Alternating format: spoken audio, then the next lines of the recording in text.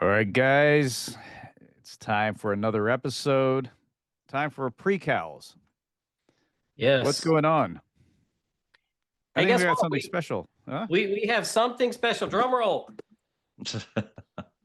Uh, the Sleep Tech Talk Person of the Year, except she doesn't know it yet, is Emma Cooksey, and she is a repeat guest of ours. She had her own podcast where we did a crossover show, and she has gone on to start to work with Project Sleep. A big sleep nonprofit that is out there advocating for sleep and sleep treatments and different things for patients and providers. So excited to have her back on the show. She's a force of nature in the world of sleep medicine these days, and I think it's because she has an interpersonal, just light that she brings to everything that she does, and it's always great to have her at a conference or on a podcast. But we have Emma joining us today.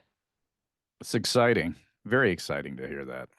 Yeah, she's a delight. I mean, when you look at what she's done, when we first had her on to where she is now, it's just incredible the influence that she's got. The different people she's interacting with that are thought leaders. It's going to be fun to hear a little bit about that. And I mean, it had to be a tough transition, to go from such a successful program to that. So it'll be interesting to see how that played out and what she's up to. All right. On to the show then. Now, a word from our sponsor, Medbridge Healthcare. Medbridge Healthcare is a leading provider of sleep lab management services and home sleep apnea testing. Medbridge partners with hospitals, healthcare systems, and medical academic institutions to offer comprehensive, fully integrated services for sleep disorders. Lights out.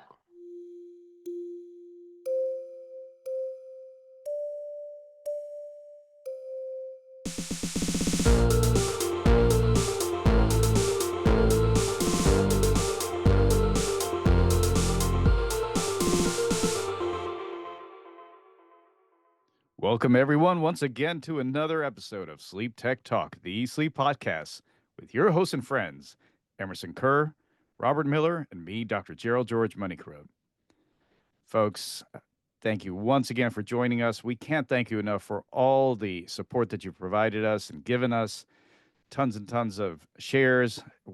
Man, it's because of your shares it has grown so much. We're at the time of this recording, over 30,000 subscribers on YouTube, and it just continues to grow because of you. Thank you so much.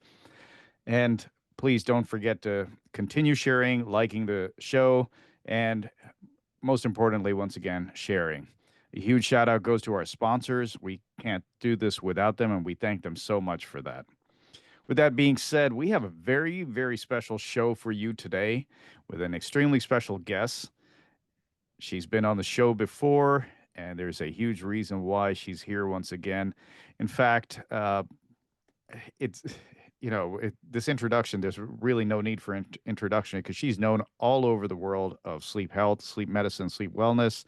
In fact, she had her own podcast, which we're going to talk a little bit about now, but she's now she's been a huge patient advocate, but now even more so.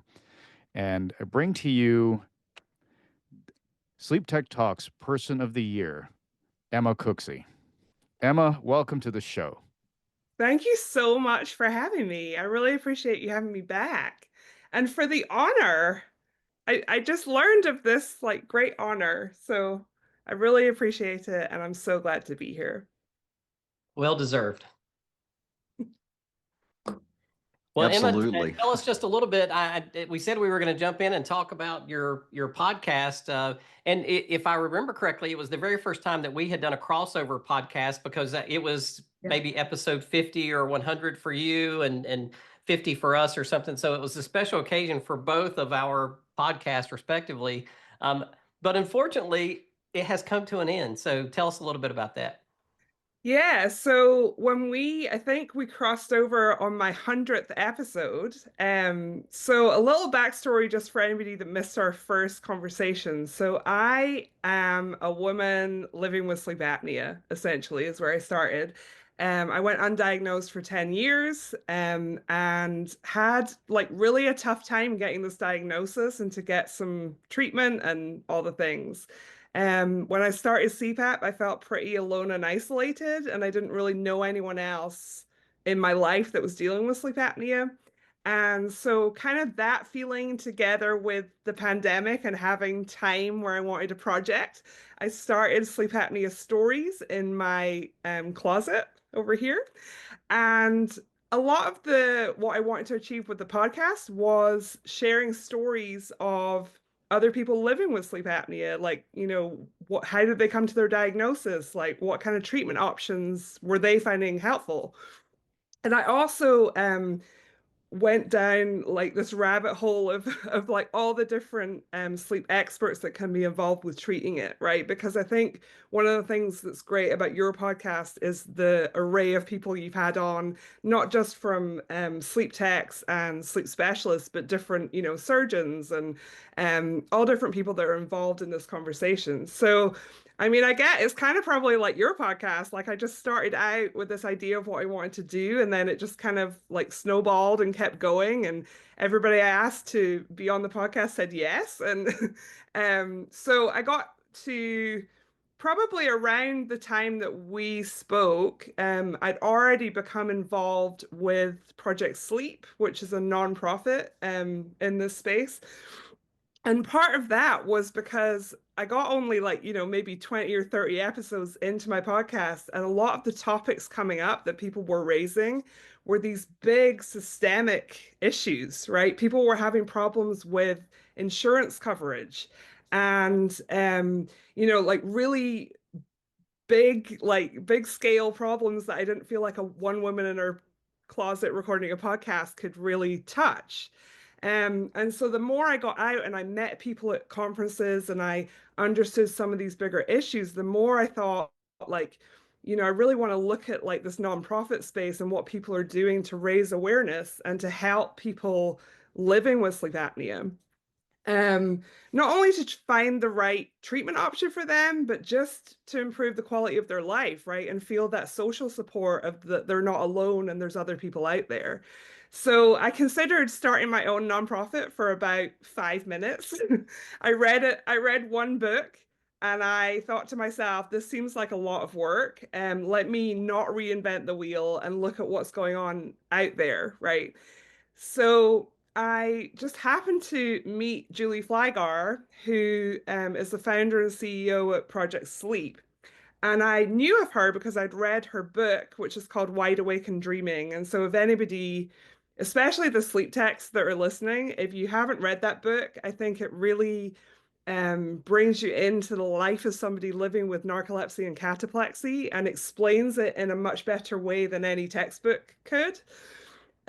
So short version, I got really interested in what Julie was doing with Project Sleep, not just to support people with sleep disorders, but through like educational programs and awareness, but also in DC, she was working on actually trying to change, like getting more funding at the CDC for awareness campaigns on a bigger scale.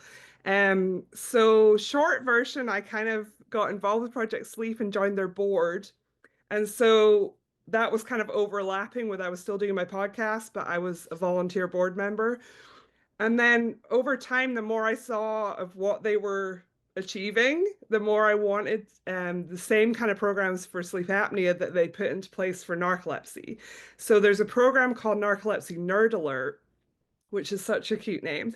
So I had always thought in the back of my mind that that program aims to educate the narcolepsy community, not just on things like new medications or like the sort of medical aspect. It also is to do with the actual person's experience of living with narcolepsy. So they have things about work accommodations or just getting people together to talk about how they use art to express themselves and cope with some of their symptoms.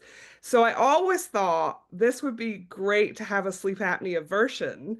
It just took us a little bit of time to get the funding in place to do it. And so that happened last year. And it was kind of one of those things where it had been in my mind for a long time, but when it actually came to pass, it was like, oh, I can start. Like, I started last summer. So then my podcast came to an end in July when I joined Project Sleep full time as their sleep apnea program manager. So that was quite a long way to explain where I am now in the end of the podcast. Well, it's been so amazing to watch this journey with you, Emma, because to your point, when we first had you on, the podcast was just really blowing and going very, it was thriving. And then to see you wind it down with a good purpose is really fascinating too. But you've seen some other things change too. One of the things you've talked about is the sleep apnea squad. Tell us a little bit about that. Is that something that's grown out of this transition you were just sharing? What's the story there? Yeah, so part of my remit now at Project Sleep, there's two real elements to it. There's education, which is if you think about people who probably already have a diagnosis, that maybe want to learn more about treatment options, about, just living with sleep apnea. And the other part is awareness. So that's talking about reaching, we talk all the time, I mean, all of us, but generally, like the whole sleep community, talk all the time about the problem of there being, like we talk about the statistic of 80% of people are undiagnosed with obstructive sleep apnea. And that's such a staggering number, right? So my goal is really to have an impact on that and reduce that number by working on awareness campaigns. So the sleep apnea squad that you asked about is definitely part of that education part. So I used what they'd done with Narcolepsy Nerd Alert, and I needed a cute name, right? Because you can't have like a sleep apnea version and just call it like sleep apnea education or something. So I called it the squad. And really what we're doing with that is trying to reach as many people with the message in, like, reach people where they are. So these days, that's like we start with a YouTube live where I have guests and we talk about a specific topic. So the topics have come from these years of being on my podcast and realizing that, we need unbiased, really high quality information about. The first one I did was, could I have sleep apnea, right? So we had Dr. Sam Kashani, who's from UCLA, talking about signs and symptoms that people are missing, right? So that's a lot of the reason people are going undiagnosed is they don't notice those symptoms, or they don't know how they show up in women, or they don't know, like that they could have a couple of those symptoms, but not all of them. So we had that, and we also had a former Major League Baseball player, Bob File, who talked about the way that his sleep apnea symptoms showed up for him and how it wasn't what we typically think of, right? He wasn't a big snorer, but his blood pressure had gone up. And so we're trying to kind of paint a picture that, people who are sitting at home thinking that couldn't apply to them, maybe they think again because of the stories that we're sharing. So we start with a YouTube broadcast, and then that becomes a podcast. And then because it's me, so there had to be a podcast element, obviously.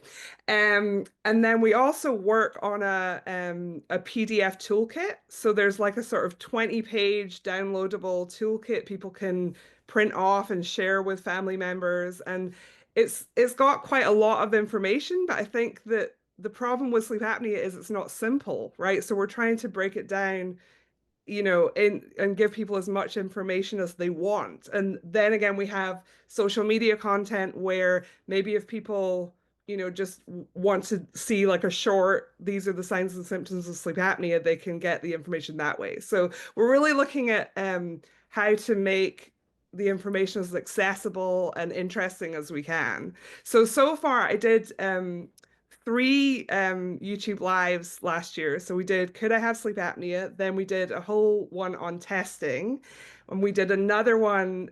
I feel as though people told me that it couldn't be done, but I did a 1 hour YouTube live where we covered every single treatment option for sleep apnea in one go, which I think hasn't really been done from a patient perspective before.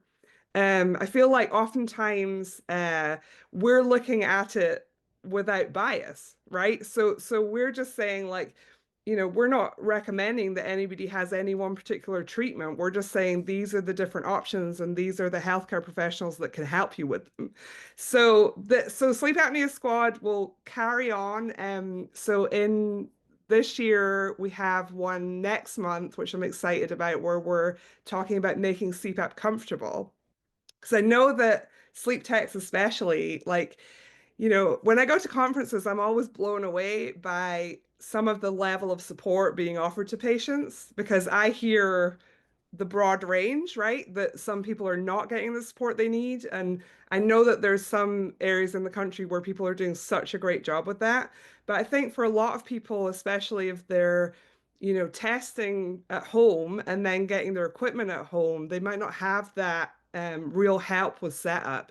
So we're going to talk about, just comfort, like none of it's medical advice. It's just education on comfort products that really can seems small, I think, because it's not really a medical problem. But if people are having issues with skin irritation or these kind of things, I think knowing about the comfort products that can help them could really be a game changer. So I'm excited for that.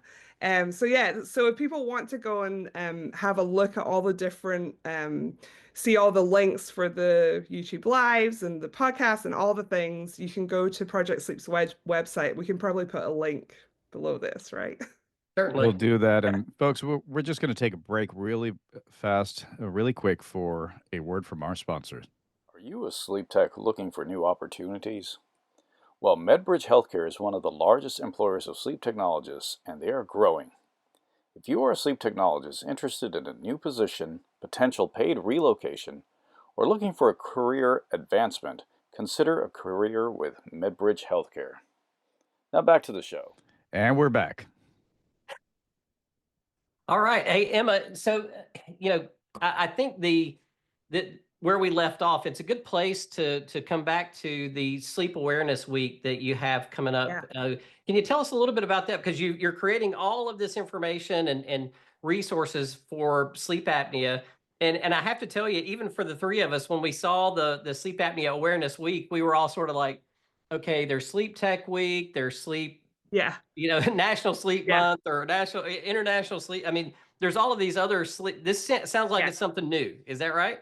So it's actually started last year.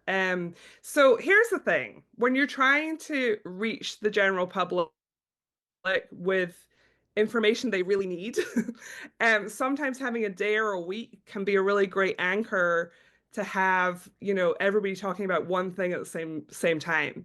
But you're totally right. There's a million different days and different things. And when we looked at this, Project Sleep have had a really successful World Narcolepsy Day that what I really like about what they did with that was they've brought together a lot of different nonprofits like all around the world.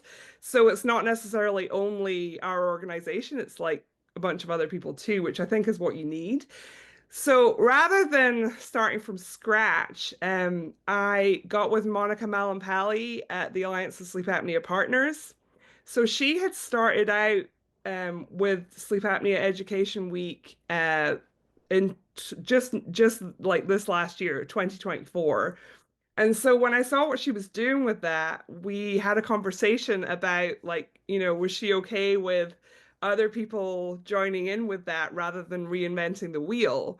And, you all know Monica, so she was super receptive to that and really encouraging. So that's what we're actually going to be doing an awareness campaign that will run longer than that week, but that's when we'll be launching it. And all I can really tell you is I'm hoping to do something sort of different from what we've ever seen before and really using the stories of people living with sleep apnea to sort of show a different what's the word?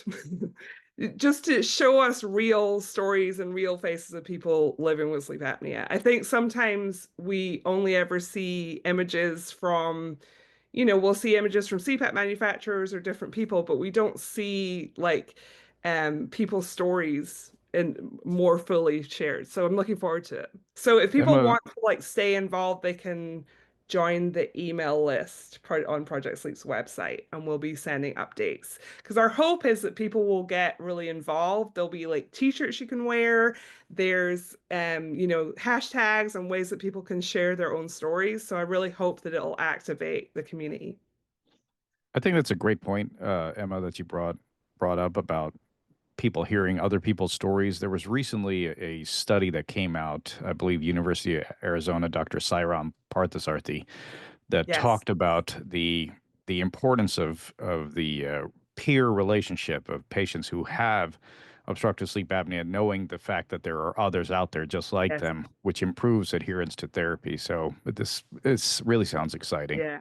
Yeah, I mean, I definitely think another thing that comes to mind as well is I don't know if you've talked on your podcast about the SHINE survey that ApneaMed did quite recently, because that was one of the first times anybody's actually surveyed people with obstructive sleep apnea to kind of ask them about quality of life and how does sleep apnea affect your relationships with your partner or with your family? How do you feel about your work productivity? I think that oftentimes things have been um, just about getting people diagnosed and treated, right? That seems like a big enough problem, I think.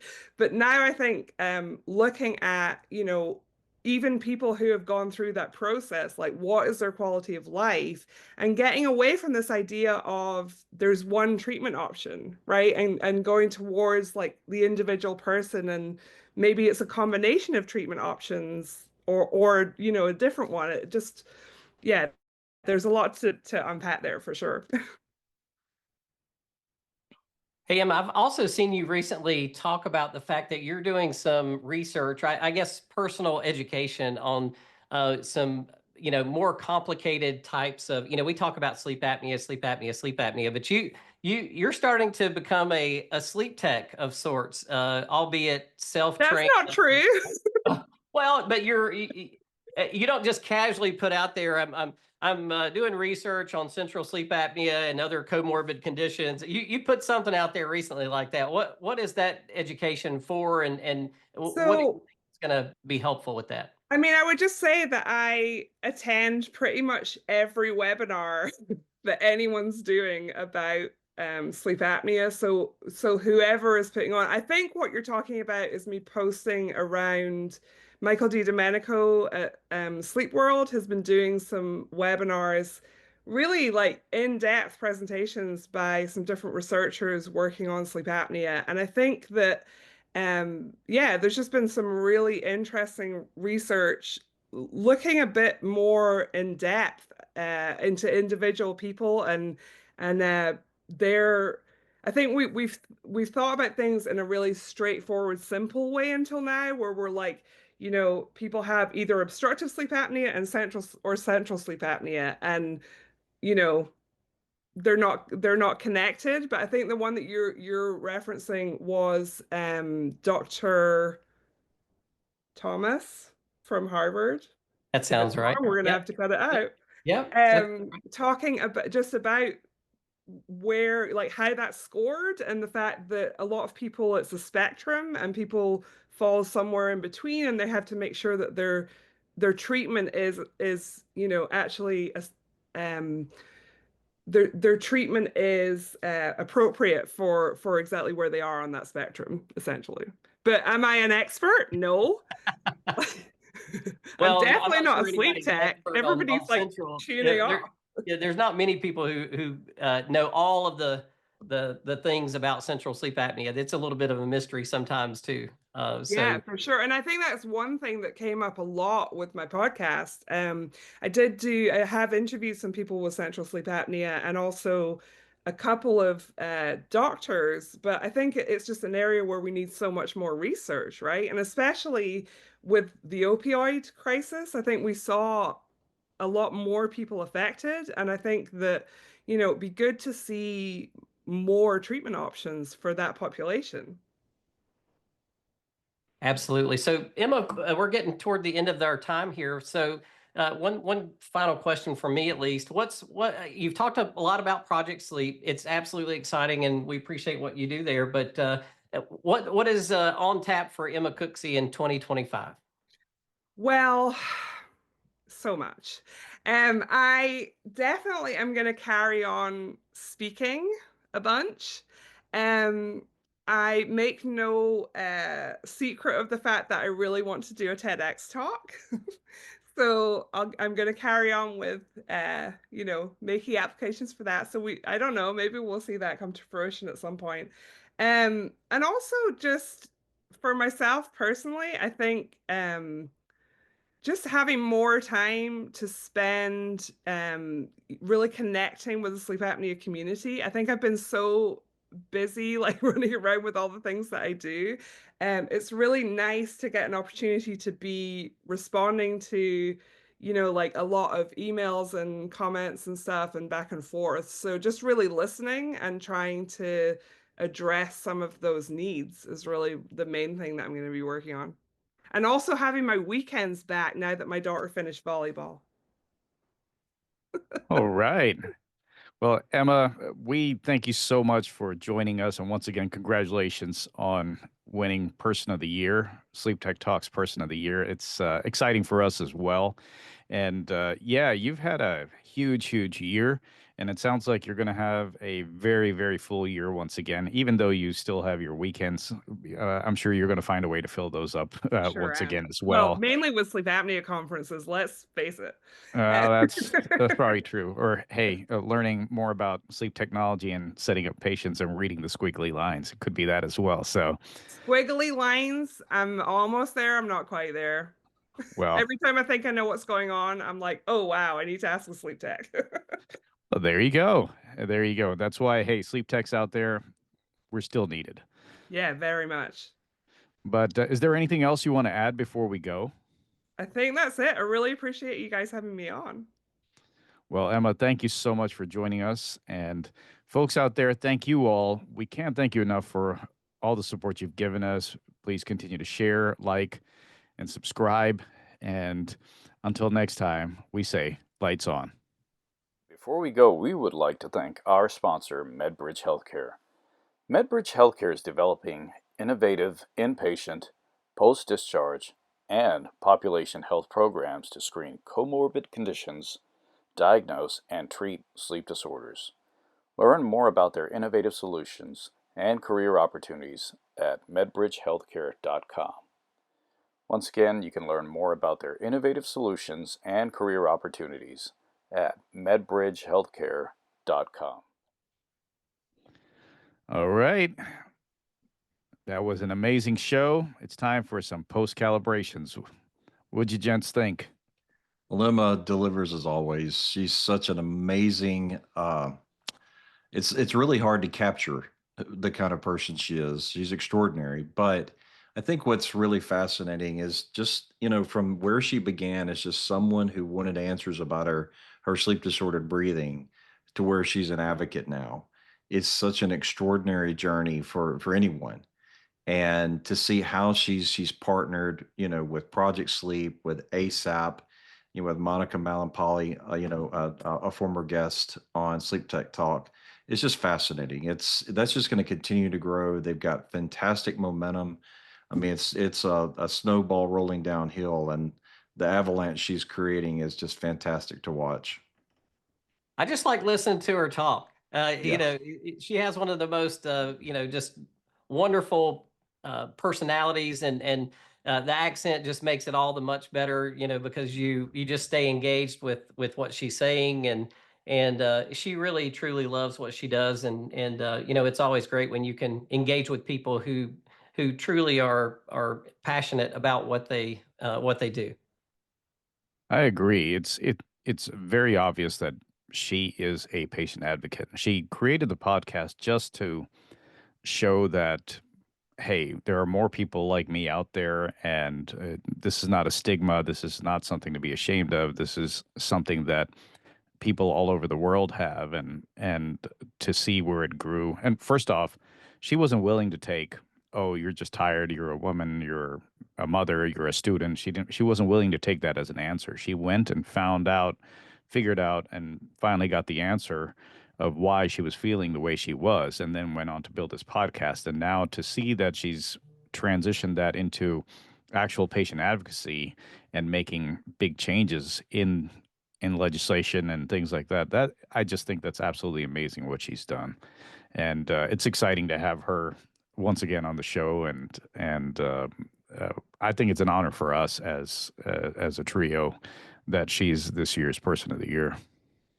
I think too, the whole advocacy piece is something that our listeners can really buy into because, as we look at how awake groups used to be such an important part of a sleep patient's journey, that sort of has faded away. And with what Emma's doing, what Monica's doing, these sort of things are something that sleep technologists, sleep physicians, sleep nurses, sleep dentists, any of those people can really latch onto and really become a part of. And I think that's the natural evolution of someone's career, is to move beyond being clinical, and then how do they reach into their community and have an impact at a much different level. And I think what Emma's doing and what Project Sleep are doing is really creating that opportunity for people to connect with something and maybe be empowered at a local level. Well, and just think, she's just getting started. Yeah. Nowhere to go but Fantastic up. stuff. Yep. Very proud of Exactly. her. Yep. She's doing great. Great work. Exactly.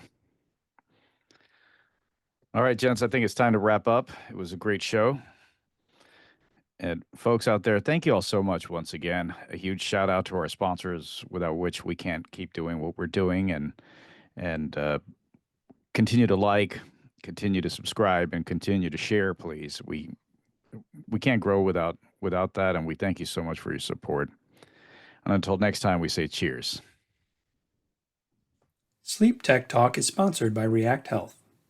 Within our LunaPAP device line, each offering is FDA approved, encompassing CPAP, APAP, bilevel, and bilevel ST models. Our thoughtfully selected array of PAP interfaces and accessories complement our LunaPAP device line while accommodating diverse patient requirements.